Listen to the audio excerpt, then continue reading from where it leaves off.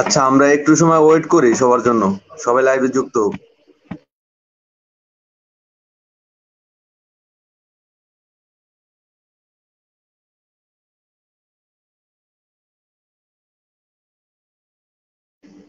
আমরা 1 minute wait করি।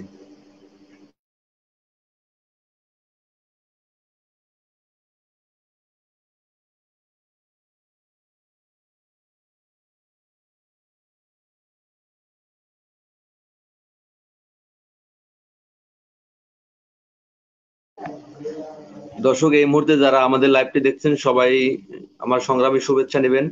আপনারা দয়া করে লাইভটি একটু শেয়ার করে দিলে ভালো হয়।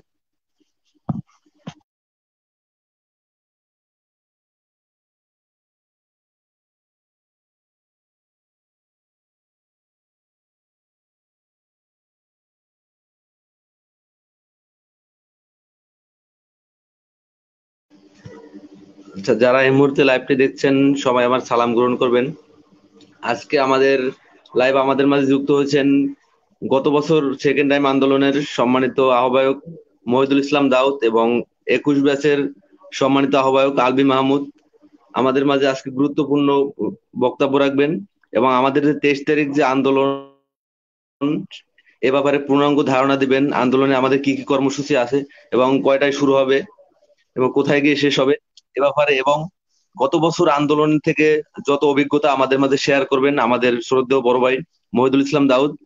আমি ভাইকে ধন্যবাদ জানাই আমাদেরকে সময় দেওয়ার জন্য। ভাই, আজকে আমাদের অনুষ্ঠানে আপনাকে স্বাগতম জানাই। দাউদ ভাই, আপনি কি শুনতে পাচ্ছেন?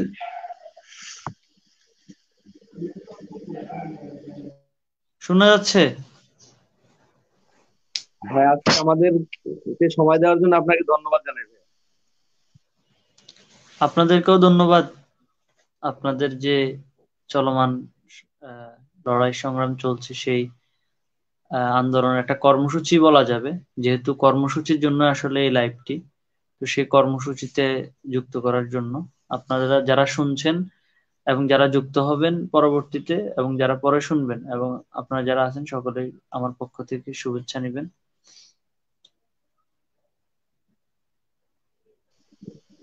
আচ্ছা, আমরা দেখেছি গত বছর আপনাদের একটা বড় ধরনের আন্দোলন হয়েছিল এবং কি কি ভুলের কারণে আপনারা সফল হতে পারেন নাই, এবং আমাদের যে 23 তারিখ আন্দোলন, আপনার কি পরামর্শ থাকবে কোন পথে এগোলে আমরা মানে সফল হতে পারবো, এভাবে আপনি সংক্ষিপ্ত বক্তব্য দিবেন।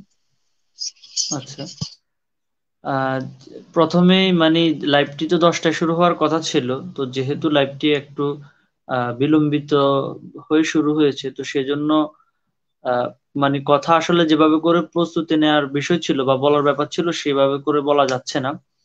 তো আমিও আসলে আপনি যে প্রশ্নটা করেছেন সরাসরি সেই বিষয়ে চলে যাচ্ছি। সেটা হচ্ছে যে মানে 23 তারিখে আমাদের যে বিষয় আর কি, আমরা কেন ব্যর্থ হলাম। এবং আপনি কাইন্ডলি আমাকে মানে প্রশ্নটা আবার করবেন স্পেসিফিক, তাহলে বলতে সুবিধা হবে। একটা আমি করে যেটা করবেন। বলেছি, জি জি জি, আপনাদের যে অভিজ্ঞতা আমাদের সাথে শেয়ার করবেন। এবং আমার দুইটা প্রশ্ন একবারে করি, এবং আমাদের যে আন্দোলন 23 তারিখ চলমান আন্দোলন, এ ব্যাপারে আপনার কি কি পরামর্শ থাকবে? আমাদের দাবিতে সফলতা না পাওয়ার পিছনে একটা বড় কারণ হচ্ছে যে আমরা যে কৌশল নিয়েছি। একটা আন্দোলনের প্রধানত দুটো দিক থাকে, একটা হচ্ছে আন্দোলনের নীতি এবং আন্দোলনের কৌশল। তো নীতির জায়গা থেকে আমরা একমত ছিলাম, কিন্তু আন্দোলনের কৌশলের প্রশ্নে এবং কোন সময় আসলে আন্দোলনটা করা হবে সেই বিষয় নিয়ে দ্বিমত এবং আহ, কিছু মানে ইয়ে ছিল, আন্দোলনের সহযোদ্ধা ছিল আর কি, যারা আসলে আন্দোলন নিয়ে এখানে কিছু তাদের নিজস্ব ব্যক্তিগত উদ্দেশ্য হাসিলের জন্য এসেছে এবং ভুল বুঝে তারা হচ্ছে ভুল ডিসিশন নিয়েছে, তাদের ফলে এখানে শিক্ষার্থীদের মধ্যে একটা বিভ্রান্তি তৈরি হয়েছে। তারপরেও আহ যদি আমি বিষয়টা আরেকটু ব্যাখ্যা করে বলি, সেটা হচ্ছে আপনারা জানেন ঢাকা বিশ্ববিদ্যালয় তো স্বায়ত্তশাসিত বিশ্ববিদ্যালয়।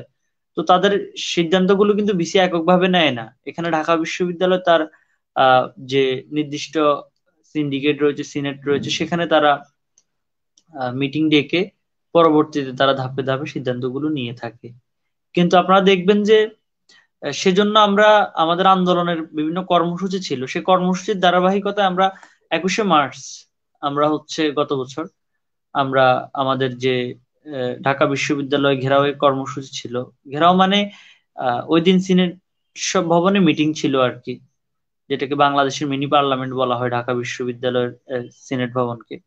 সেই সিনেট ভবনও হচ্ছে সিনেট প্রতিনিধিদের সিন্ডিকেটদের নিয়ে সভা ছিল। তো সেখানে শিক্ষকরা ছিল, যারা সেকেন্ড ইয়ারের পক্ষে ছিল সেই শিক্ষকরা ছিল, ছাত্র প্রতিনিধিরা ছিল, প্রত্যেকেই ছিল। তো আমাদের সেদিন ছিল যে স্যাররা যারা আছে প্রত্যেকের গাড়ি কিন্তু ওই রাস্তা দিয়ে যায় আর কি। মানে আপনারা যদি ঢাকা বিশ্ববিদ্যালয় প্রশাসনিক ভবনে এসেছেন স্মারকলিপি দেওয়ার সময় দেখবেন, তো সেই রাস্তায় যখন ছাত্রদের গাড়ি ঢোকে এবং এখান দিয়ে বের হবে, তখন আমরা যদি প্রায় 300-400 মতো শিক্ষার্থী সকলে গিয়ে যদি আসলে ওইখানে বসে পড়ি, তারা ওই দিন একটা সিদ্ধান্ত না দিয়ে যেতে পারবে না, এবং চাইলে ওই সময় বসে তারা কল করে এই সিদ্ধান্ত নিতে পারে। যেহেতু অন্যদিন যখন আপনি বসবেন তখন বলবেন যে আমরা আমরা ভিসি বলবে যে আমার একার পক্ষে কিছু করা সম্ভব না, এটা সিনেট আছে, সিন্ডিকেট আছে। কিন্তু যেহেতু ওই দিনই সিনেটের সভা ছিল, সিনেটের সকল প্রতিনিধি ছিল, তাহলে ওনারা চাইলে বাধ্য হয়ে এই সিদ্ধান্ত নিতে পারতো। কিন্তু আমরা দেখলাম যে আমাকে কি শুনতে পাচ্ছেন সানি? জি জি, ঠিক মতো শোনা যাচ্ছে। দেখা যাচ্ছে ক্লিয়ার, কোনো সমস্যা নাই? ঠিক আছে, আপনার ক্যামেরা এবং আপনার ভয়েস সব ঠিক শোনা যাচ্ছে। ও- আচ্ছা, ওকে। তো ধরেন সেই জায়গা থেকে ওই দিন কর্মসূচির সময় আমাদের যারা আসে শিক্ষার্থীরা, প্রথম থেকে পুলিশ প্রশাসন প্রস্তুত ছিল আর কি। রাজু ভাস্কর্যে পক্টোরিয়াল টিম, রাষ্ট্রীয় গোয়েন্দা সংস্থা, ডিজিএফআই, তারপরে এসবিডিবি, প্রত্যেকে ছিল। তো এগুলো আমরা জানতাম তারা থাকবে। তারা আগে 2-3 দিন আগ থেকে আমাদেরকে ফোন নিয়ে নিচ্ছে, আপনারা যারা আহ্বায়ক এখানে সদস্য সচিব বা আন্দোলনের লিডার দিচ্ছেন, আপনাদেরকেও এগুলো ফেস করতে হয়, ফোন আসতে হয়। কিন্তু দেখেন ওই সময় ওই যে মেট্রো রেলের কাজ চলায় সোহরাওয়ার্দী উদ্যানও বন্ধ ছিল একটা পাশে। মানে বইমেলা শেষ, তখন বইমেলার ইয়ে টিয়ে যাবে। তো একটা ফাঁকা রাস্তা ছিল আর কি, ওইখান দিয়ে হচ্ছে উদ্যানের প্রত্যেক শিক্ষার্থীকে উদ্যানের ভিতর ঢুকে ফেলা হয়েছিল আর কি। পুলিশের ভয়, পক্টোরিয়াল টিম ভয় দেখিয়ে পুলিশ পর্যন্ত নিয়ে এসে রাখা হয়েছে। মানে ঢাকা বিশ্ববিদ্যালয়ে কোনো পুলিশ আসার নিয়ম নাই, তারা নিরাপত্তার কাজে থাকবে। কিন্তু আমাদের আন্দোলনকে কেন্দ্র করে ওই দিন পুলিশও আসা হয়েছিল। তারপর আমরা সকল ভয়কে উপেক্ষা করে আহ, আমাদের যে সহযোদ্ধারা ছিল ওদেরকে বুঝিয়েছি যে মানে আজকে আমাদেরকে যদি ধরেও নিয়ে যায়, আজকে যদি আমাদেরকে মারেও, আজকে যদি জেলেও যাওয়া লাগে, আমরা জেলে যেতে প্রস্তুত, কিন্তু আজকে দাবি আদায়ের মোক্ষম সময়। তো সেজন্য কয়েকজন শিক্ষার্থীকে ভয় ডর দেখিয়ে 2 ভাগ করা হয়। পরে আমি সবাইকে যুক্তি করি, সবাইকে ডেকে মিটিং করি, প্রত্যেকে একমত হয়। কিন্তু আমরা অনেকে আসলে দেশের বিভিন্ন প্রান্ত থেকে আসি। অনেকে ওই দিন প্রথম ঢাকা শহরে আসছে। ঢাকা শহরে যে কেউ প্রথম দিন আসলে ঢাকা শহরের যে জ্যাম, ঢাকা শহরের যে পরিস্থিতি, একজন যদি মফস্বল শহর থেকে আসে বা একটা উপজেলা শহর থেকে আসে, তার কাছে প্রথমে একটা অদ্ভুত, মানে এই পরিস্থিতি কি করবে, সে জায়গায় এসে একটা আন্দোলন, একটা ভয়, পুলিশ ধরে নিয়ে গেলে কি হবে, বাসায় অনেকে বলেও আসে নাই। এই আতঙ্কের মধ্যে শিক্ষার্থীরা একটা দ্বিধা বিভক্ত হয়ে পড়ে। পরবর্তীতে তারপরও আমার সাথে যারা ছিল ওদের সবাইকে নিয়ে সিনেট, ওই যে ওই দিন সিনেটের সবাই, তারা জানতো আমরা যেতে পারি, তারা প্রত্যেকেই ঢাকা প্রশাসনিক ভবনের গেটে দাঁড়ানো ছিল। সেই গেটে দাঁড়ানো অবস্থায়ও আমরা আরেকটা প্রশাসনিক ভবনের গেট আছে, মূল গেট, সেখান দিয়ে দুজন একজন করে, মানে পাকিস্তানের সময় যেরকম যুদ্ধ হয়েছে আর কি, একজন একজন করে চুপিসারে আমরা হচ্ছে প্রশাসনিক ভবন দিয়ে গিয়ে সিনেট ভবনের সামনে গিয়ে বসি। সেরকম আমরা প্রায় 15-20 জনের মতো যেতে পেরেছি। বাকিরা যেতে পারে না, অনেককে দেখে চিনে ফেলেছে। দেখেন সেদিন কিন্তু আমাদের আহ দ্বিতীয় সর্বোচ্চ জমা হয়েছে। আমাদের প্রথম কর্মসূচিতে আমাদের মিছিলগুলো আপনারা দেখেছেন, ওইখানে স্লোগানে 300-400 মতো ছিল। কিন্তু ওই দিন কিন্তু আমাদের আহ 100-র উপরে ছিল। সর্বশেষ 70-80 জন ছিল, তাদের মধ্যে অনেকেই ভিতরে যাবে না, বাইরে দাঁড়ায় থাকবে, যদি ইয়ে হয় তখন যাবে, এরকম পরিস্থিতি। তো ওই সময় গিয়ে আমরা আসলে বসে পড়ি আর কি, আমরা বুঝতে দিই না, আমরা চুপ করে থাকি যাতে আমরা আন্দোলনকারীটা না বুঝে, ব্যানার নিয়ে গিয়ে যখনই স্যার একজন দুজন বের হয়ে যাচ্ছে, মানে মাগরিবের একটু আগে আসরের পর থেকে, তখন গিয়ে আমরা একেবারে ব্যানার নিয়ে বসে স্লোগান দেওয়া শুরু করছি। সেকেন্ড টাইম থেকে একেবারে সিনেট ভবনের মূল গেট দিয়ে, যেখান দিয়ে স্যাররা প্রবেশ করে, তখন ফ্যাক্টরিয়াল টিম এসে, যে সেখানে তারা তাৎক্ষণিক ছিল, আমাকে ধরে, আপনারা জানেন আমি সহ আমার আরো 6 জন সহযোদ্ধাকে নিয়ে যায়, জেলে নিয়ে যায়, আমার জামা কাপড় যা আছে সব ছিঁড়ে ফেলে। পরবর্তী স্যাররা গিয়ে, ঢাকা বিশ্ববিদ্যালয় তানজিমুদ্দিন খান স্যার, যিনি সবসময় শিক্ষার্থীদের পাশে থাকেন, স্যার গিয়ে হচ্ছে, এবং সেখানে ক্রিয়াশীল যে মানে ছাত্র সংগঠন গুলো ছিল, তারাদের প্রতিনিধিরা সহ গিয়ে আমাদেরকে হচ্ছে সেখান থেকে মানে উদ্ধার করে আনে আর কি। উদ্ধার না, মানে ওই সিনেট সভাটা শেষ হয় সন্ধ্যা 7টার সময়। তো স্যার যখন শুনে, ওই সময় তো স্যার ফোন রিসিভ করতে পারে না, স্যার শোনার সাথে সাথে ক্যাম্পাসে আসে, কথা বলে যে বিশ্ববিদ্যালয় থেকে যেভাবে শিক্ষার্থীদেরকে ধরে নেওয়ার আইন নেই, পুলিশ পর্যন্ত যেখানে যেতে পারে না। একটা বিষয়, এটা অনেকে হয়তো জানেন না আর কি, ভয় থাকবেন আন্দোলনে আসলে, সেটা একটু আপনাদের উদ্দেশ্যে বলে থাকি। ঢাকা বিশ্ববিদ্যালয় ক্যাম্পাসে কিন্তু পুলিশ আপনার গায়ে হাত দিতে পারবে না, কারণ এটা একটা স্বায়ত্তশাসিত বিশ্ববিদ্যালয়। এই বিশ্ববিদ্যালয় নিরাপত্তার জন্য প্রক্টোরিয়াল টিম রয়েছে আর কি, বিশ্ববিদ্যালয়ের যে অধ্যাদেশ আইন সেই ধারার মধ্যে বিষয়টা আছে। তো এই বিষয়ে ভয় পাওয়ার কোনো কারণ নাই আর কি। কিন্তু এখন যে প্রক্টোরিয়াল টিম গুলার নিয়োগ দিছে, এগুলা মনে হয়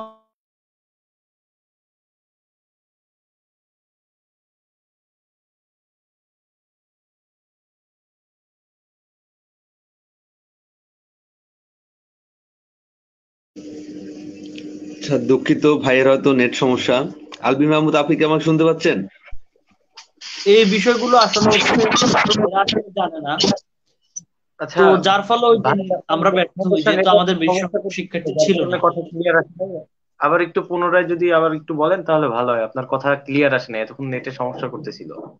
তো আবার একটু আচ্ছা আচ্ছা। কাইন্ডলি একটু আবার বলেন। হুম। তো ধরেন পুলিশ যখন ধরে নিয়ে যায়, পরবর্তী স্যাররা আনে আর কি। তো ওই দিন আসলে কেন আমাদেরকে ধরে নিয়ে গেছে, এর ঠিক আগের কর্মসূচিতে আমরা 300 থেকে 350 শিক্ষার্থী ছিলাম। প্রক্টর এসে আমাদেরকে বাবা বলে সম্বোধন করছে, মানে কথা বলি এভাবে বলছে। আর ওই দিন আমাকে ধরে নিয়ে গেছে, কারণ ওই দিন আমরা 9 থেকে 15 জন ছিলাম, এরকম সংখ্যা। তার ভিতরে 6 জনকে ধরে নিয়ে গেছে। দেখেন, সংখ্যাটা গুরুত্বপূর্ণ, আন্দোলনের মাঠে আসাটা গুরুত্বপূর্ণ। ওই দিন যদি আমরা 300 জন থাকতাম, আজকে আপনাদেরকে আন্দোলন করা লাগতো না মাঠে। এটা হচ্ছে কথা। ওই দিন ওই যার সাথে যারা ছিল, এদের কিছু ভুল এবং অপপ্রচার এবং আন্দোলনের প্রতি যে তাদের নিষ্ঠা, ন্যায় ত্যাগের যে মানসিকতা, সেই জিনিসটা শিক্ষার্থীদের মধ্যে যখন একটা নষ্ট করে দেওয়া হয়েছে, আহ, সেই কারণে হচ্ছে আসলে মূলত ওই দিন আন্দোলনটা ফল করে, যার কারণে আমরা ইয়ে হয়ে যায়। তো এখানে আমি দুইটা বিষয়কে অ্যাড্রেস করব, সেটা হচ্ছে দুইটা পয়েন্ট যদি আপনারা দেখেন, এক হচ্ছে ম্যান পাওয়ার মানে শক্তি যারা আন্দোলনের, তাদের মধ্যে বিভক্ত করে দেওয়া বা মূল কথা সেখানে সংখ্যা কম আসা। দ্বিতীয় বিষয় হচ্ছে যে আন্দোলনের যে সময় আসলে এই বিষয়টা করা দরকার এবং যেভাবে করে এ, মানে আসার দরকার ছিল, সেই বিষয়গুলো না আসা, ত্যাগের মানসিকতাটা না রাখা, ভয়ের পরিস্থিতিটা তৈরি করা আর কি। এবং নিজেদের মধ্যে বলা যায় এক ধরনের মানে যে উদ্দেশ্য বিমুখতা আর কি। একটা আন্দোলন আসছে, আন্দোলন যেভাবে করে করা দরকার, দাবি আদায়ের জন্য যে গতি নিয়ে করা দরকার, সেই গতি সেই স্পিরিট আসলে ছিল না আর কি। এখন আপনি, এটা ছিল আমার প্রথম প্রশ্ন আর কি, আপনি যেটা করছেন সানি। আর দ্বিতীয় বিষয় হচ্ছে আপনাদের 23 তারিখ নিয়ে আমি আসলে কি বলতে চাই। 23 তারিখ নিয়ে আসলে আপনার পরামর্শ না, সেটা হচ্ছে যে 23 তারিখ তো আপনার প্রেস ক্লাবে জমায়েত হবেন। আপনাদের আপনাদের যে বিষয়টা আমার সবচাইতে ভালো লেগেছে শুরু থেকে, সেটা হচ্ছে আপনারা আসলে আপনারা এখন মানে আন্দোলন আপনাদের কিন্তু দেখেন, আপনাদের 10 সেপ্টেম্বর প্রথম অফলাইন মিটিং ছিল, সেখানে আমিও ছিলাম। শহীদ মিনার আমরা জগন্নাথ হলে একসাথে বসে মিটিং করেছি। দেখেন, তারপর আপনাদের কর্মসূচিতে অনেক শিক্ষার্থী কিন্তু অংশগ্রহণ করেছে। এরপরে আবার একটু কমে গেছে, কারণ ওই সময় অনেকে অনেক বিশ্ববিদ্যালয়ে মেরিট আসছে, দৌড়ার যে ধাপ এগুলো ছিল। আমরা আন্দোলন শুরুই করছি ডিসেম্বরের শেষে। জানুয়ারিতে হচ্ছে আমাদের প্রথম বড় কর্মসূচি, 29শে ডিসেম্বর সামথিং, এটা এ সময় দেখেন আপনারা, মানে ডিসেম্বরের মধ্যে মনে হচ্ছে মানে আন্দোলন ইয়ে হয়ে যাবে, শেষ হয়ে যাবে, এরকম একটা ব্যাপার। তো আসলে এই আন্দোলনের এখনই সময়, 29শে এপ্রিল সম্ভবত এবার ঢাকা বিশ্ববিদ্যালয়ে পরীক্ষা হতে পারে। তো আগামী 1 মাস বা মার্চ এপ্রিলের 29 তারিখ আপনারা চাইলে কিন্তু একটা অনেক সুন্দর একটা সময় আছে।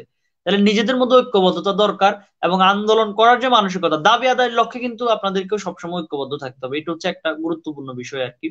এই জিনিসটা না থাকলে আসলে হবে না। তো আপনারা যেটা এই মানে 23 তারিখে আর কি, সেটা হচ্ছে মানে সবাই আসার ব্যাপার যেটা, সেটা মাথায় রাখতে হবে। আহ তার আগে হচ্ছে ওই দিনের আগে কিছু আপনাদের কাজ করতে হবে, যেগুলো আপনারা করেনও। সেটা হচ্ছে অনেক, আমাদের সময় কিন্তু অনেক বোনেরা এসেছিল বিভিন্ন জেলা থেকে। তাহলে তাদের আত্মীয় স্বজন বা এখানে যারা ঢাকায় সেকেন্ড টাইম আন্দোলনের সাথে যুক্ত, সে সকল বোনদের বাসায় বাকিদেরকে রাখার ব্যবস্থা, বা ছেলেরা আসলে তারা কোথায় থাকবে, নিজেদের আত্মীয় স্বজনের বাসায় না উঠলে কোথায় রাখবেন, এই ব্যাপারগুলো আপনারা সকলে মাথায় রাখবেন। একজন হয়তো এখন ঢাকায় নেই, তারা একজন ভাইয়ের বাসায় আরেকজনকে রাখতে পারবে, সে আন্দোলনে আসলে তার সাথে একজন ভাইকে রাখা, এরকমের মানসিকতাটুকু প্রত্যেকের মধ্যে থাকা আর কি। আন্দোলনের আগের দিন প্রেস রিলিজটা দিয়ে দেওয়া, ভালোভাবে বক্তব্য লিখে আপনারা কেন মুভমেন্ট করতে যাচ্ছেন, আপনাদের ওই দিন কি কাজ করবেন, তাহলে মিডিয়ার কাছে এই ব্যাপারটা পৌঁছানো। আপনার প্রেস ক্লাবের যে সংখ্যক মানুষ হবে, যদি আপনি 20-30 জন দাঁড়ান, প্রেস ক্লাবে প্রতিদিন এরকম প্রোগ্রাম হয়, তখন আপনার এটা কোনো ভ্যালু নেই। আপনার দাঁড়ালেন একটা মানববন্ধন, এটা দ্বারা কোনো কাজ হবে না। তাহলে আপনার মিনিমাম 300 থেকে 400 শিক্ষার্থী যখন প্রেস ক্লাবে দাঁড়াবে, তখন এমনিতেই প্রেস ক্লাবের সামনে রাস্তা বন্ধ, তখন মানুষের কাছে ছড়াই যাবে এটা আসলে কোথায় কি হচ্ছে। আর প্রেস ক্লাবে মিডিয়া থাকে, পাশে রিপোর্টার্স ইউনিটি, মিডিয়া যখন অটোমেটিক আসবে আপনাদের এটা কভার করতে, তখন আপনারা যেদিকে মুভ করবেন, যে ঘোষণা দিবেন সেটাই দেখা যাবে। এবং সেদিকে আপনার সচিব, শিক্ষা মন্ত্রণালয়ের দিকে যেন আপনারা ঢাকা বিশ্ববিদ্যালয়ে মুভ করেন, আপনাদের যে কৌশল আপনারা সাজাচ্ছেন সেই কৌশল অনুযায়ী, আন্দোলনের প্ল্যান অনুযায়ী আপনারা সেদিকে মুভ করতে পারবেন। তো এই জন্য আসলে এই বিষয়গুলো মাথায় রাখা। এছাড়া ধরেন প্রত্যেকেই আসবে বিভিন্ন জেলা থেকে, সকালে আসবে, যদি দিনব্যাপী প্রোগ্রামের ব্যাপার থাকে তাহলে দুপুর বা একটা খাবারের ব্যবস্থা করা, তাহলে সেক্ষেত্রে প্রত্যেকের কাছ থেকে একটা নির্দিষ্ট পরিমাণে অ্যামাউন্ট নেওয়া, বা আপনারা অনলাইনে টাকা কালেকশন করছেন কিনা বিষয়টা আমি পুরোপুরি জানি না, তাহলে সেই বিষয়টা মাথায় রেখে প্রত্যেককে একটু খাবার ব্যবস্থা করে। এবার বাধা আসলে ভয় না পাওয়া। আমি জানি যে এখানে আপনারা আন্দোলনের নেতৃত্ব দিচ্ছেন, আপনারা সেদিন পক্টোরিয়াল টিমের বাধার মুখোমুখি হয়েছেন, তারপর আপনারা আপনাদের যে লড়াই সেটা চালিয়ে যাচ্ছেন। তাহলে এখানে যদি বাধার মুখোমুখি হন, সে বাধাটাকে মোকাবিলা করার মানসিকতা রাখতে হবে। এক দুজন হয়তো চলে যাবে, ভয়ে পাশ কাটবে, কিন্তু আপনারা যারা সামনে আছে আপনারা সামনের সাথে থাকবেন। আমি তো শুরু থেকে বলছি আপনাদের সাথে আমি ছিলাম, আছি। অবশ্যই ওই দিনও যদি কোনো সমস্যা, আপনাদের পাশে আমাকে পাবেন। আমি যেভাবে হোক ছুটে যাওয়া, সহযোগিতা করা, সে কাজ আমরা করব। বা বাকি যারা আছে আপনারাই আন্দোলন করতেছে, আরো অনেক শিক্ষার্থী, আরো অনেক ছাত্র সংগঠক, ছাত্র প্রতিনিধিদের সাথে পরিচয় হয়েছে, তাদের সাথে আপনারা এই বিষয়গুলো নিয়ে যোগাযোগ, সে কাজ করতে পারবেন। এছাড়া যেটা বিষয় সেটা হচ্ছে আপনারা জমায়েতটাকে 23 তারিখে গুরুত্ব দিবেন। আপনারা অলরেডি 40 জন 60 জন এভাবে করে প্রোগ্রাম করেছেন, তো এই বিষয়টাকে গুরুত্ব দিতে হবে। মিনিমাম 200-300 যদি না হয় সারা দেশ থেকে, আমি জানি না আসলে আপনাদের এখন সর্বশেষ কি পরিস্থিতি, রেসপন্স কেমন, তাহলে সে অনুযায়ী কাজ করা। আপনাদের ক্ষেত্রে আরেকটা যেটা দুর্বল হয়েছে, আমাদের আন্দোলনের গ্রুপ অনলাইনে 2-3টা ছিল, কিন্তু তিনটাই সক্রিয় ছিল প্রাইভেট হওয়ার পরও। কিন্তু আপনাদের আন্দোলন যে প্রথম গ্রুপটা ছিল সেটা হচ্ছে আপনার একটা ইয়ে হয়ে গেছে, আরো কয়েকজনে মানে যারা আন্দোলনের প্রথম দিকে শুরুর অন্যতম একজন ছিল সারোয়ার রবি বা ওরা ছিল, ভুলে গ্রুপটা প্রাইভেট হয়ে যায়, যার ফলে সেই গ্রুপ থেকে আপনারা একটা অসংখ্য পরিমাণ আন্দোলনের প্রথম যারা যুক্ত ছিল ওদেরকে হারাইছেন। তো যেটা গেছে আসলে এগুলো নিয়ে ভেবে লাভ নাই। আন্দোলন যদি স্প্রেড করে, আন্দোলন সারা দেশে ছড়িয়ে যাবে। তো সেজন্য আরেকটা ব্যাপার, সেটা হচ্ছে সফলতা। আমি আপনাদের রাজশাহীর সর্বশেষ যে পরিস্থিতি আমি জানি, সেটা হচ্ছে রাজশাহীতে মানববন্ধন কর্মসূচির কারণে প্রক্টর বলছে বিষয়টা দেখবে। এখন দেখেন, আমাদের সময় কিন্তু আমরা যখন এই কর্মসূচি করছি, ঢাকা বিশ্ববিদ্যালয় ঘেরাও বা সিনেট ভবন বসা, ওই সময় কিন্তু আমাদের অলরেডি রাজশাহীতে সেকেন্ড টাইমের ঘোষণা চলে এসেছে। দেখেন কনফিডেন্স, একজন শিক্ষার্থী যখন দেখবে যে মানে দাবি আদায় হয়েছে, এই যারা আন্দোলন করছে এদের আন্দোলনের কৌশলের কারণে রাজশাহীতে সেকেন্ড টাইম দিছে। জাহাঙ্গীরনগরে পুনরায়, আমাদের সময় কিন্তু জাহাঙ্গীরনগরে সেকেন্ড টাইম বন্ধ করে দিত ভিসি চলে যাওয়া, এবং আমাদের আন্দোলনের ফলে কিন্তু কতবার বন্ধ করা নাই। এরপর গুচ্ছতে সবগুলোতে সেকেন্ড টাইম ছিল। এখন ধরেন যে, তাহলে এই বিশ্বাস যখন কাজ করছে, তখন তারা বুঝছে আমরা দাবি পারছি, তাহলে কেন আমরা দাবি পারবো না, এই কনফিডেন্স চলে গেছে। চট্টগ্রামে তো আমরা সরাসরি মানে আমাদের সহযোদ্ধারা রেল অবরোধ করছে, সেখানে পড়াশোনার সাথে আহ, কর্মসূচি করছে বিশ্ববিদ্যালয় ক্যাম্পাসে। দেখেন আমাদের রাজশাহী কর্মসূচি পর্যন্ত ন্যাশনাল মিডিয়ায় আসছে, সেখানে সেগুলো প্রচার হয়েছে, দেখছেন। তাহলে সফলতা যখন আসে তখন ছাত্রদের মধ্যে কনফিডেন্স বাসে, আমরা পেরেছি, তাহলে আমরা দাবিতেও পারবো। তাহলে আপনাদের এখনো রাজশাহী থেকে কোনো রেসপন্স আসে নাই। আমি যতটুকু জানি আগামী 2 দিনের মধ্যেই বিসি স্যার সেখানে ছাত্র উপদেষ্টা সহ রাজশাহী বিশ্ববিদ্যালয়ের যে প্রশাসনিক কাঠামো সেখানকার প্রতিনিধিদের সাথে বসবে। বসার মধ্যে হয়তো আগামী 2 দিনের মধ্যে একটা সুখবর আসবে আপনাদের জন্য, রাজশাহীর জন্য, যতটুকু আমি জানি। তো রাজশাহীতে যদি এবারও পজিটিভ আসে, কারণ আমাদেরকে বলছে করোনার কারণে আমাদেরকে দিছে, আপনারাও সেই জায়গায় ক্ষতিগ্রস্ত, যদি আসে ভালো, তাহলে দাবির মুভমেন্টটা আমি মনে করি ভালো হবে। তাহলে 23 তারিখের কর্মসূচি কিন্তু আপনাদের পরবর্তী আহ, ধাপের যে কর্মসূচি, দাবি আদায়ের যে কর্মসূচি, সিনেট সভাও নেক্সট পরের মাসেই হবে হয়তো। তাহলে যদি সম্ভব হয় 23 তারিখে দাবি আদায় করা, বা প্রশাসনকে যতভাবে দরকার চাপ প্রয়োগের জন্য শক্তি দরকার, আপনার শক্তি না থাকলে আপনি কিছুই করতে পারবেন না। তো সেজন্য শক্তি সঞ্চয় করে আসলে আপনাদেরকে মাঠে নামাটা দরকার আর কি। সেজন্য সারা দেশের যত শিক্ষার্থী রয়েছে সেটা করেন। আপনাদের আরেকটা বিষয় যেটা ভালো লেগেছে সেটা হচ্ছে আপনারা পোস্টারিং করেছেন। আমরা আসলে পোস্টারিং এভাবে করিই না, আপনারা দেওয়াল লিখেছেন, এই কাজগুলো আমরা করিই না, কিন্তু আপনারা করেছেন। আমাদের চাইতে আপনারা কিন্তু অনেক মানে ডিফারেন্ট ভাবে প্রচারণার কাজটা করেছেন। আমি মনে করি আমাদের চাইতে আপনাদের 23 তারিখের জমায়েত মানে উপস্থিতি আরো বেশি হবে। কারণ আপনারা যেভাবে করে পোস্টার করছেন বিভিন্ন জেলা শহর, আমি দেখলাম আপনারা এখানে যারা আলবি মাহমুদ আছেন, সানি সহ আরো অনেক, আপনার রাত জেগে আপনাদের গ্রুপে পোস্ট গুলো দেখলাম, লাইভ দেখলাম, আরো কয়েকজন বোনও মনে হয় আপনাদের সাথে পোস্টারিং আসছে। দেখেন, একটা মেয়েকে আপনি বলে আপনার সাথে রাতে মানে বাইরে রাখা কতটা ডিফিকাল্ট, কিন্তু নিজের অধিকারের দাবিতে কিন্তু পোস্টার লাগাবে। আপনি একটু ভাবেন, মানে একজন মেয়ের জায়গা থেকে আমি বলছি না, মানে আমাদের যে সোসাইটি, আমরা আসলে মেয়েকে যে হিসাবে দেখি আর কি, মেয়ে মানে হচ্ছে দুর্বল, এরা পারে না, এদের মধ্যে ভয়, এই আতঙ্কগুলো কাজ করে। কিন্তু দেখেন, একটা আন্দোলন যে মানুষের মধ্যে নৈতিকতার জন্ম দিতে পারে, তার সহযোদ্ধার প্রতি তার মধ্যে বিশ্বাসের জন্ম দেয়, সেটা কিন্তু আপনারা দৃষ্টান্ত তৈরি করেছেন। আমাদের সময় মানে এই ব্যাপারগুলো অনেক উদাহরণ তৈরি হয়েছে। তাহলে দেখেন, আপনাদের সাথে পোস্টার লাগিয়েছি, তিতুমির কলেজে গেছে, আপনাদের সাথে কাজ করেছে, তাহলে দেখেন পোস্টার লাগানোর জন্য চলে এসেছে, তাহলে আমাদের বোনেরা চলে এসেছে। তাহলে আর আমরা যারা আছি ছেলেরা, তারা প্রত্যেকের কোচিং এর ঢাকা শহরে নিজেদের বন্ধু আছে, তারপর হচ্ছে আপনার কি বলে সহপাঠী, আত্মীয় স্বজন বা দূরের যারা ঢাকার, বিশেষ করে যে ঢাকার আশেপাশে যে জেলাগুলো, এগুলো যারা শুনছেন তাদেরকে আমি বিনীতভাবে বলবো, ধরেন ঢাকার আশেপাশে যে জেলাগুলো আছে, কিশোরগঞ্জ, তারপরে গাজীপুর, নারায়ণগঞ্জ, তারপর হচ্ছে আপনার নরসিংদী, মানিকগঞ্জ, এই সকল জেলার আপনারা যারা আছেন, ফরিদপুর, রাজবাড়ী, আপনারা বেশি করে আসার চেষ্টা করেন। আপনাদের যাতায়াত খরচ কম, দিনে এসে দিনে যেতে পারবেন। আমি দেখলাম যে পটুয়াখালী থেকে আসতেছে, কক্সবাজার থেকে আসছে, কত দূর দূরান্ত থেকে আপনাদের আন্দোলনের জন্য আসছে। তাহলে আপনারা যারা ঢাকায় আছেন, ঢাকার আশেপাশে প্রত্যেকেই চলে আসবেন। এটা আসার মধ্য দিয়ে আসলে আপনাদের শক্তি হবে। যদি এই 23 তারিখে, আমি বিশ্বাস করি 23 তারিখে আপনারা একটা ভালো ফল, একটা ভালোভাবে আপনারা একটা ভালো জায়গায় যেতে পারবেন। কিন্তু না হলো পরের কর্মসূচির জন্য যাতে একটা আন্দোলন ছড়িয়ে যায়, আরো অন্যকে কনফিডেন্স তৈরি করে যে আমরা যেতে পারি, সেই একটা দৃষ্টান্ত তৈরি করা 23 তারিখ, এই জিনিসটা প্রয়োজন। সেটার জন্য ঢাকার যে কলেজগুলো আছে, ঢাকার ফার্মগেট থেকে ফেস ক্লাব আসতে 5-10 টাকার ভাড়া, তাইলে অনেকগুলো কোচিং সেন্টার, আপনারা সেই কৌশলের জন্য আসলে প্রচার করেছেন রাত জেগে, এত শীতের সময়, ঢাকায় শীতের যে পরিস্থিতি। আর সত্যি আপনারা যে কাজগুলো করেছেন আমরা এভাবে করি না। হ্যাঁ, আমরা ক্যাম্পাসে গিয়েছি, কাজ করেছি, আপনারা ডিফারেন্ট ভাবে করেছেন। আমার বিশ্বাস আপনারা 21 ব্যাচ, 21-এ হাত ধরে আসলে আমাদের মহান মাতৃভাষা আমরা অর্জন করেছি। আমার বিশ্বাস একটা, আপনারা 21-এর হাত ধরে আপনাদের যে জয় সেটা আপনারা পাবেন। তো 23 তারিখ নিয়ে আসলে আমি এই বিষয়গুলো বলতে চাই, পরবর্তীতে যে আপনারা অন্য বিষয় বললে সেগুলো বলা যাবে আর কি। জি, ধন্যবাদ দাউদ ভাই আপনাকে দিক নির্দেশনামূলক বক্তব্য দেওয়ার জন্য। আমি এবার আলবি মাহমুদের কাছে যেতে চাই। আমাদের যে প্রোগ্রাম সম্বন্ধে, মানে যারা অনেকে আছে পুরোপুরি জানে না কোথায় প্রোগ্রাম হবে, কখন হবে এবং কত লোক হতে পারে, অনেকেই জিজ্ঞেস করে, বিভিন্ন ধরনের কমেন্ট, তারপর পোস্ট আপনি হয়তো জানেন বা দেখছেন।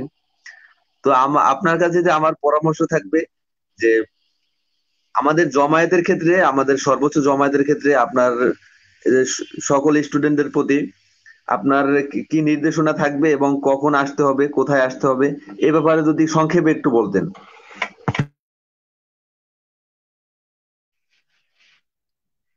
ধন্যবাদ মোহাম্মদ সানি, এবং ধন্যবাদ দাউদ ভাইকেও।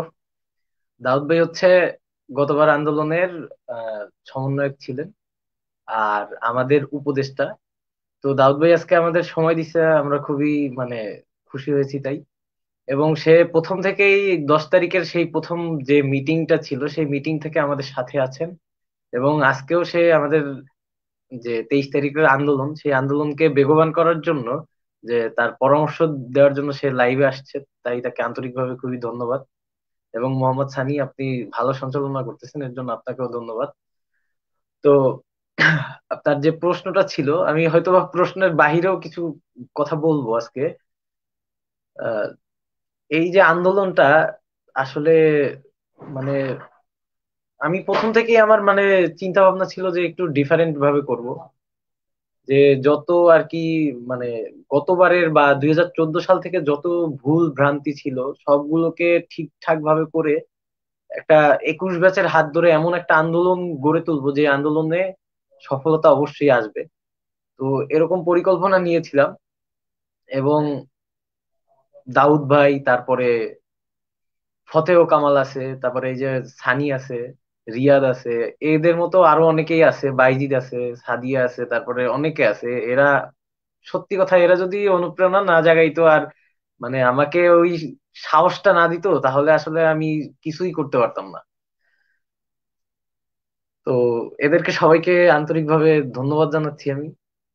আর সব থেকে বড় কথা হচ্ছে এই আন্দোলনটার পিছনে আমার কতটুকু অবদান আছে আমি সঠিক বলতে পারবো না, কিন্তু যে আমি যাদেরকে দেখেছি যে যারা এই আন্দোলনটাকে একটা জায়গায় একটা অবস্থানে দাঁড় করানোর জন্য, একটা ভালো ফলাফল বের করার জন্য দিনরাত কষ্ট করছে, পরিশ্রম করছে, মানে তাদের জন্য আসলে আমি এখন আছি মূলত। না হলে আমি নিজে সরে যেতাম, হয়তোবা এখন বিউপি বা জাহাঙ্গীরনগরের প্রিপারেশন নিতাম বা কিছু অন্য কিছু একটা করতাম। কিন্তু যে শুধুমাত্র এইরকম যারা ডেডিকেটেড মানুষগুলো আছে, বা এখন যারা নতুন করে জয়েন করতেছে, নতুন করে আর কি আশার আলো দেখানোর জন্য কাজ করতেছে, বা 23 তারিখের প্রোগ্রামকে সফল করার জন্য যারা কাজ করতেছে, তো এদের এই যে স্পিরিট, এই স্পিরিট আমাকে অনুপ্রেরণা জাগায় সত্যি কথা।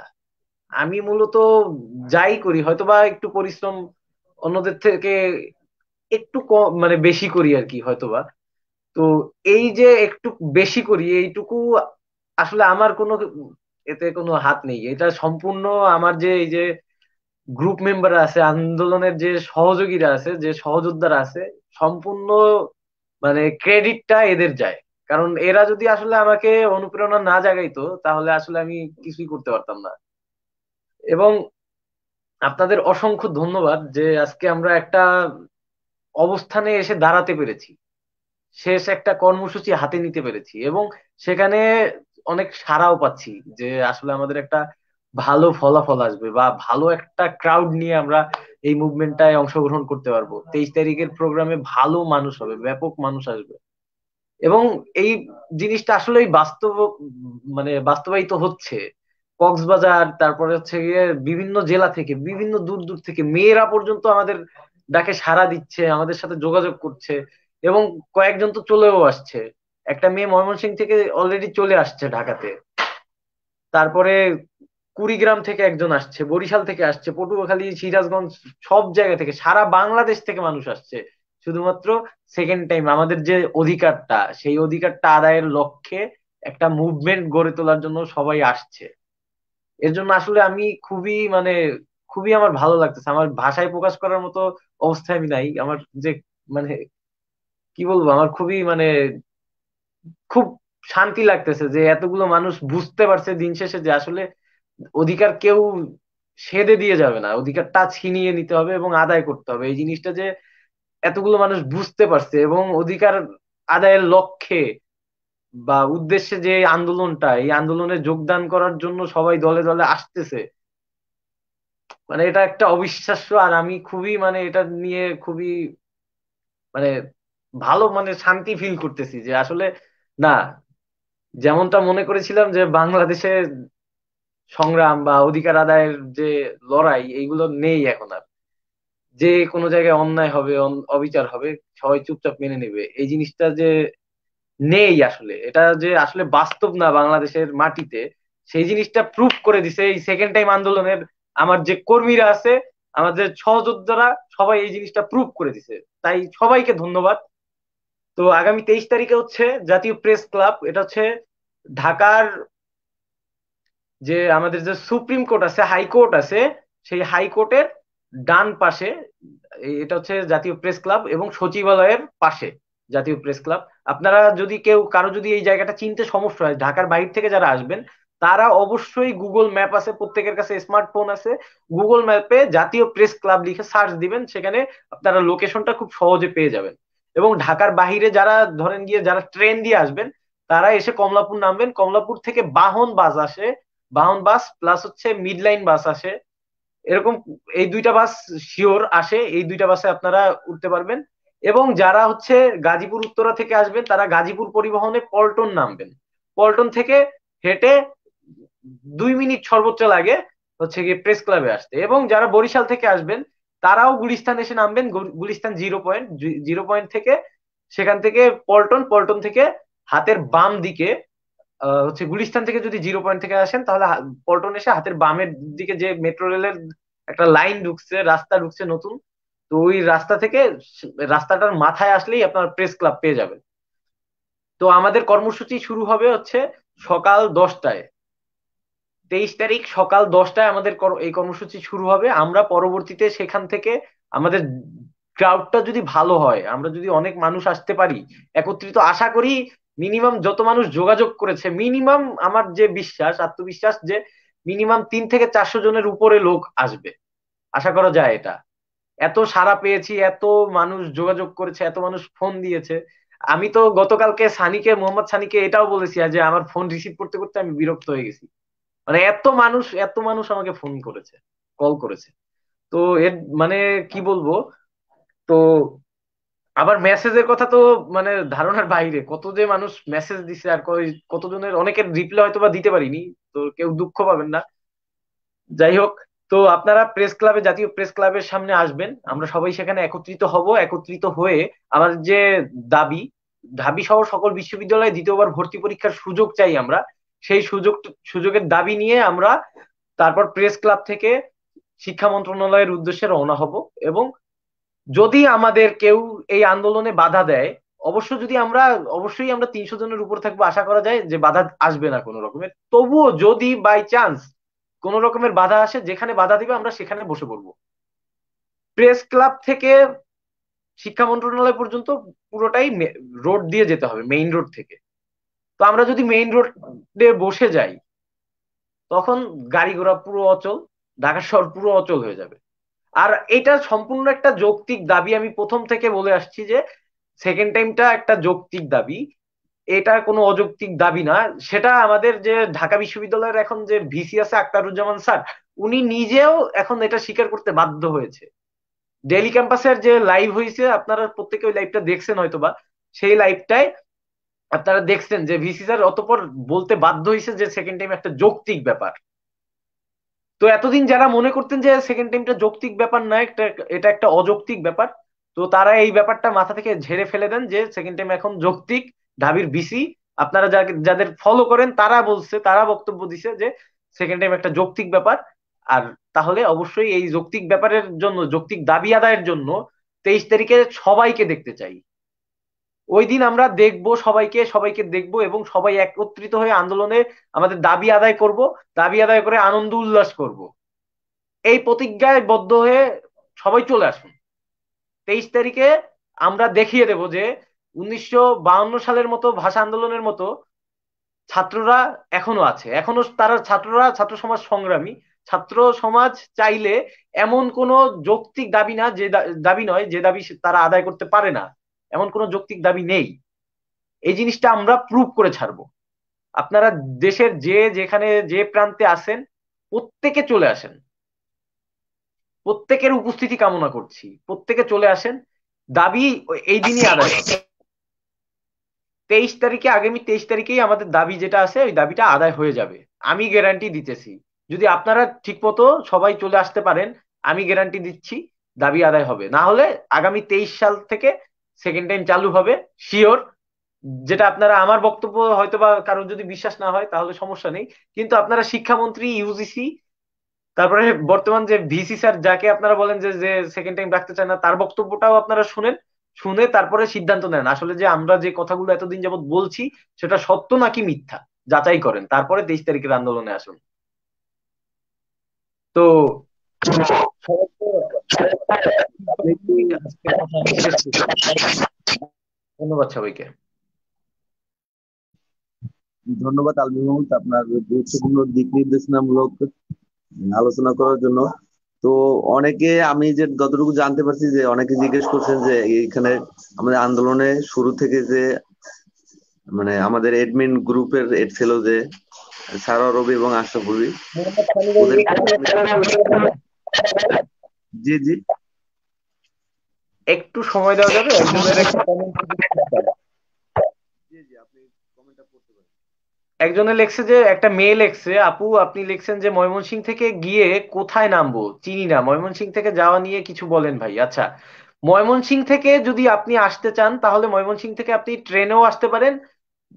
আর ট্রেনে না আসতে পারলে বাসে আসতে পারেন। বাসে আসলে হচ্ছে কি, আপনার গাবতলীতে নামতে হবে, গাবতলীতে নেমে সেখান থেকে 8 নাম্বার বাস আসে, আপনার প্রেস ক্লাব হয়ে যায়, বা ট্রান্স সিলভা নামের একটা বাস আছে, ওই বাসটাও আসে।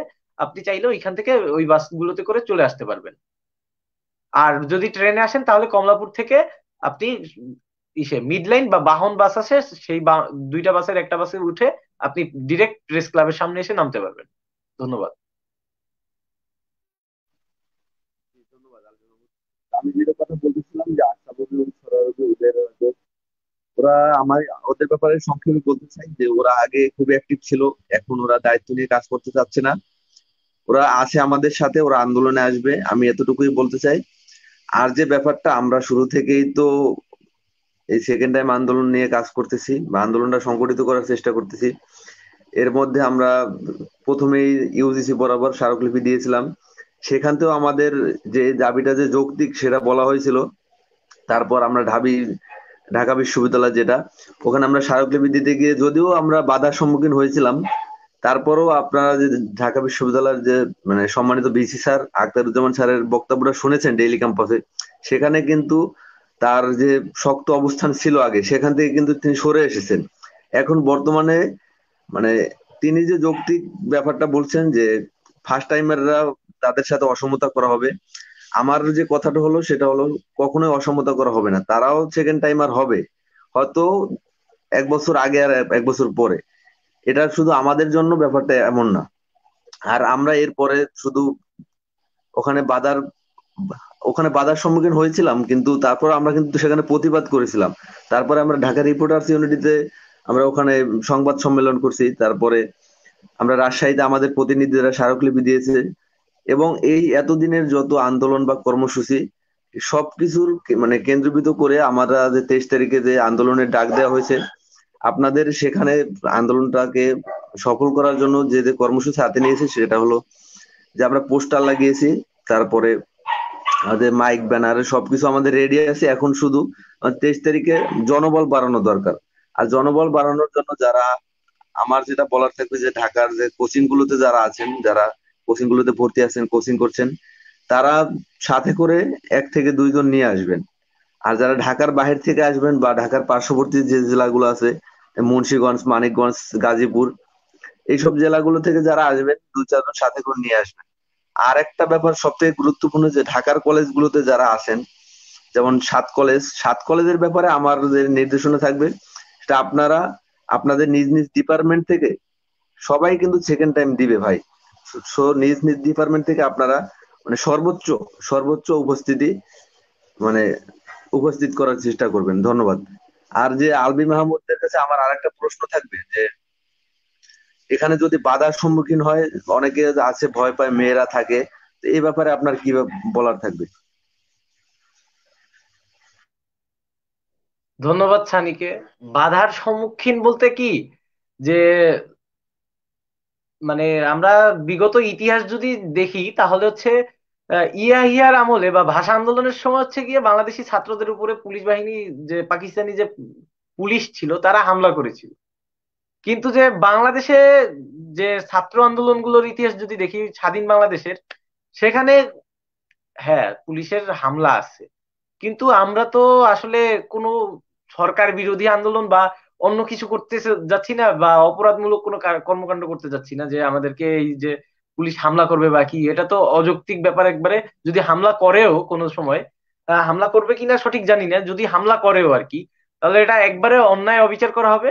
তারপরে আর হামলা নিয়ে যারা ভয় পাচ্ছেন আর কি, তাদের জন্য একটা সুন্দর একটা মেসেজ থাকবে আমার পক্ষ থেকে, যেটা আমি প্রথম থেকেই বলে আসি, যে আমাকে আমার গায়ে হাত না দিয়ে আপনাদের কারো গায়ে একটা টাচও করতে পারবে না কেউ। আমি কথা দিচ্ছি আপনাদের, আমার গায়ে যদি যদি আপনাদের কিছু করতে হয়, তাহলে আগে আমাকে তাদেরকে একটা টাচ করা লাগবে, আমাকে মারতে হবে, তারপরে আপনাদের মারার কথা মানে তারা চিন্তা করবে। আমি থাকতে আমি প্রত্যেককে মানে প্রত্যেকের জন্য আর কি যতটুকু সুরক্ষা দরকার আমি সর্বোচ্চ দেওয়ার চেষ্টা করব। আমার পক্ষ থেকে সর্বোচ্চ দেওয়ার চেষ্টা করব। কোনো ছেলে বা কোনো মেয়ে, কোনো শিক্ষার্থীর গায়ে কোনো পুলিশ বা কিচ্ছু কেউ এক চুল পরিমাণ আমি থাকতে কোনো হাত দিতে দিব না। কথা দিচ্ছি আপনাদের সবাইকে। মোহাম্মদ সানি, আর কোনো প্রশ্ন থাকলে। ধন্যবাদ। আপনার কাছে হয়তো অনেক কমেন্ট আসছে এবং দাউদ ভাইয়ের হয়তো নেট সমস্যা, হয়তো উনি ডিসকানেক্ট হয়েছে। তো আপনার প্রতি আলবিন মোহাম্মদ আমার যে আরেকটা প্রশ্ন থাকবে, যে অনেকে যে আশরাফুল বা সারা রবি ওদের ব্যাপারে বলে, এর ব্যাপারে একটু যদি সংক্ষেপে বলতেন।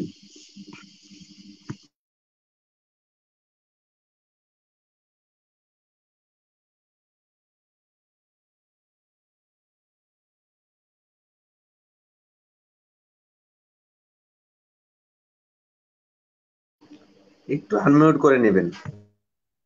ওদের ব্যাপারে যে কথা, যে তারা আমাদের মানে সর্বপ্রথম যে আন্দোলন সংগঠিত হওয়ার ব্যাপারে, এই সেকেন্ড টাইম আন্দোলন সংগঠিত হওয়া নিয়ে অনেকের অনেক রকমের প্রশ্ন আছে, অনেক রকমের কথা আছে যে কোথা থেকে এটা শুরু হয়। তো এটার ইতিহাস যদি আমি বলতে যাই তাহলে এটা এখন মানে না বলাটাই ভালো, তবুও যেহেতু মোহাম্মদ সানি আপনি জিজ্ঞেস করেছেন। জি, একটু সংক্ষেপে আচ্ছা ঠিক আছে। মানে এটার যে ইতিহাস সেটা যদি আমি বলতে যাই, মানে সংক্ষেপে বলতে যাই, সেক্ষেত্রে হচ্ছে যে ফতেহ কামাল নামের আমাদের গ্রুপে, ফেসবুক মানে ফেসবুক গ্রুপে একজন আছে আমাদের সহযোদ্ধা ফতেহ কামাল নামের।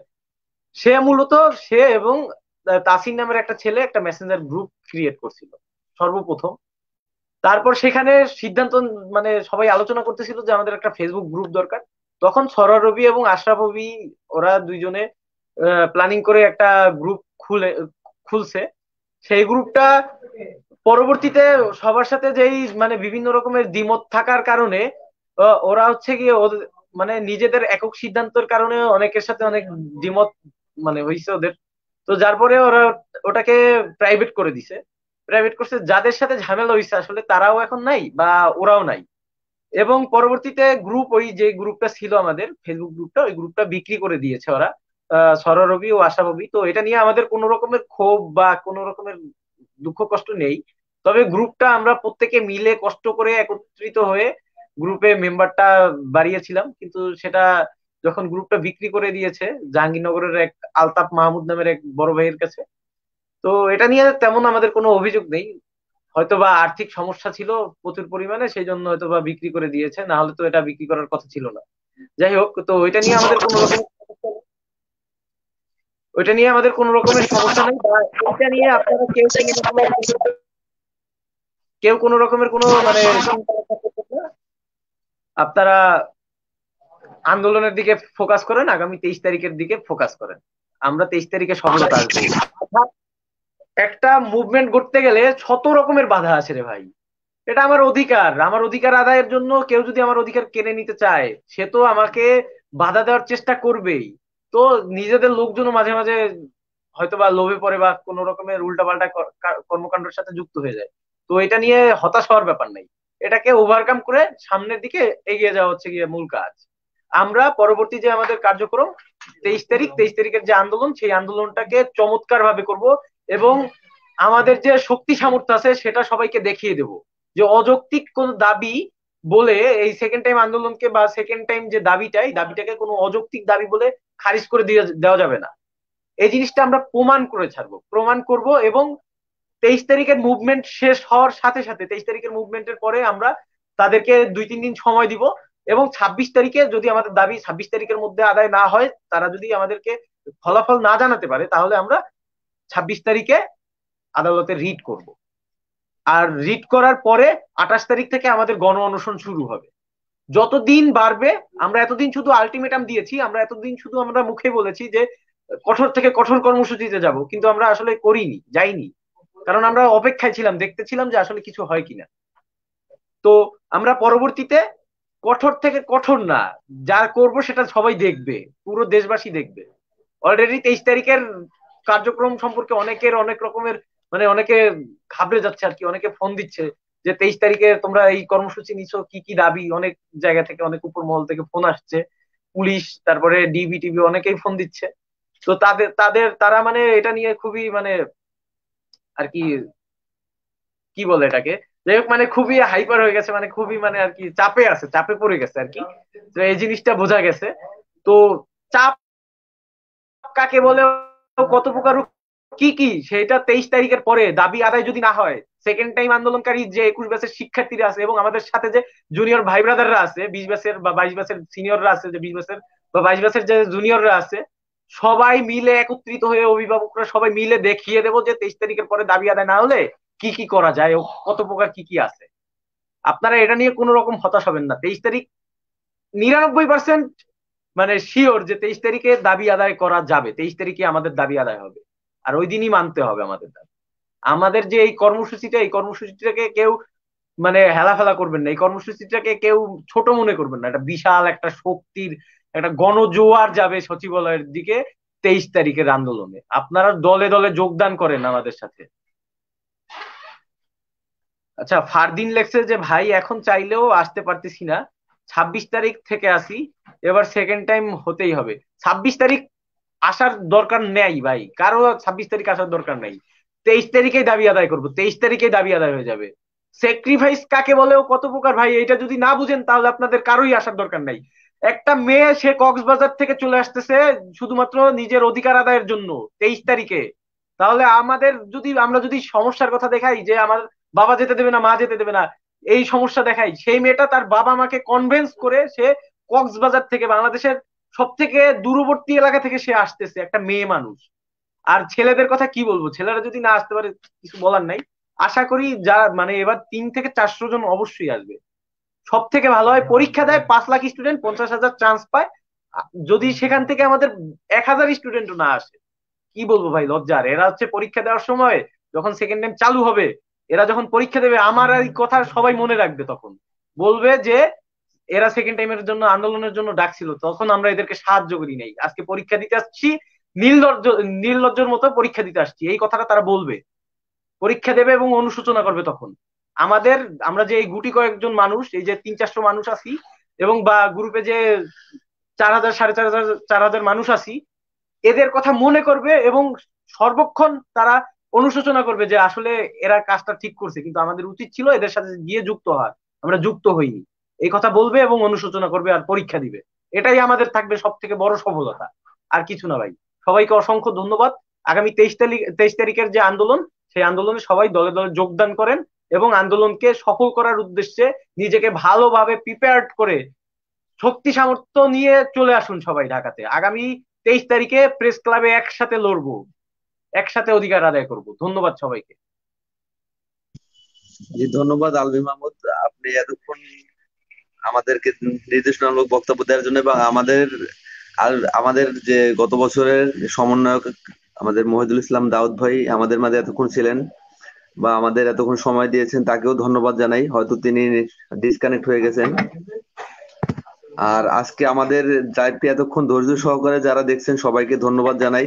আপনারা একটু দয়া করে শেয়ার করে দিবেন, লাইভটা সবাইকে দেখার সুযোগ করে দিবেন, এবং সবাই 23 তারিখ আন্দোলনে মানে অংশগ্রহণ করবেন, বন্ধু বান্ধব নিয়ে আসবেন, এবং সবাইকে আমন্ত্রণ জানিয়ে 23 তারিখে আন্দোলনে আমন্ত্রণ জানিয়ে আমি এখানে এই লাইভটি শেষ করে দিচ্ছি। আলবি মাহমুদ। হ্যাঁ, আরেকটু কথা হচ্ছে, লাইভটা সবাই বেশি বেশি করে শেয়ার করেন এবং আপনাদের যত বন্ধু বান্ধব আছে, যারা আছে আত্মীয় স্বজন, সবাইকে মেনশন করেন। আমাদের এই যে 23 তারিখের প্রোগ্রাম, এই প্রোগ্রাম সম্পর্কে সবার কাছে এই ডেটটা ছড়িয়ে দেন যে সেকেন্ড টাইম আন্দোলনকারীরা, 21 বছরের শিক্ষার্থীরা আন্দোলনের ডাক দিছে, এই আন্দোলনে অবশ্যই থাকতে হবে। এই লাইভটি সবাই শেয়ার করে দেন এবং সবাইকে মেনশন করে দেন।